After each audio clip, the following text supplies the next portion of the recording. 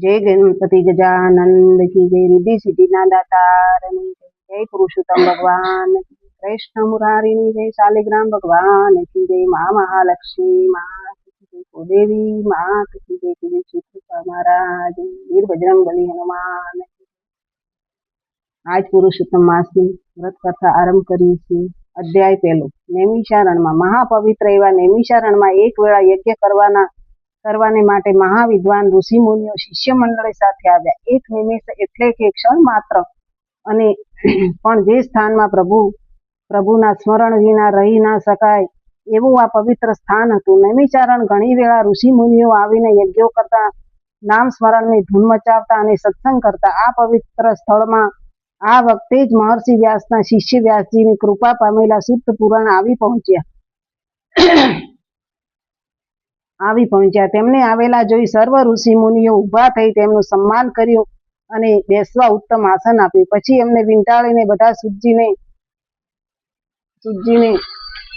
કહેવા લાગ્યા, હે સુખદેવજી, આપ કથા કહેવામાં બહુ કુશળ છો, તો અમને આ અસાર અને માયાવીર સંસારથી મુક્તિ મળે, દુષ્કર એવો સંસાર સાગર પાર ઉતરીને એવું હરિલીલામૃતનું પાન કરાવો કે જેથી અમારા ઉપર રહેલું અજ્ઞાન રૂપી અંધકારનું આવરણ હટી જાય।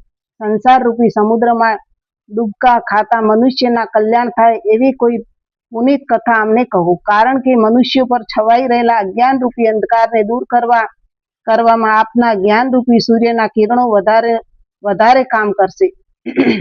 સૌનક આદિ ઋષિઓનો આવી ઈચ્છા જાણી સુખદેવજી બોલ્યા, હે મુનિઓ, આપનો પ્રશ્ન બહુ ઉત્તમ છે।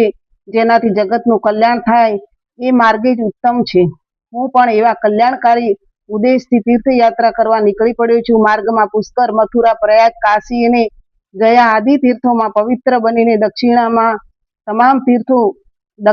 તમામ તીર્થોની યાત્રા કરી પાવન થઈને પૂર્વના પવિત્ર તીર્થોમાં સ્નાન કરીને બદ્રિકાશ્રમમાં ગયેલો। ત્યાં પ્રભુના દર્શન કરીને સરસ્વતી નદીની પાસે આવેલા સિદ્ધપુર નામના પવિત્ર સ્થાન સિદ્ધ ક્ષેત્ર આવ્યો। પછી ફરતો હું કુરુક્ષેત્ર આવ્યો। ત્યાં મેં સાંભળ્યું કે પરીક્ષિત રાજા રાજપાટ છોડી કેટલાક ઋષિ મુનિઓ સાથે ગંગા કિનારે ગયા છે અને તેઓ ત્યાં 7 દિવસનું અન્નસ્ત વ્રત કરી બેઠા છે।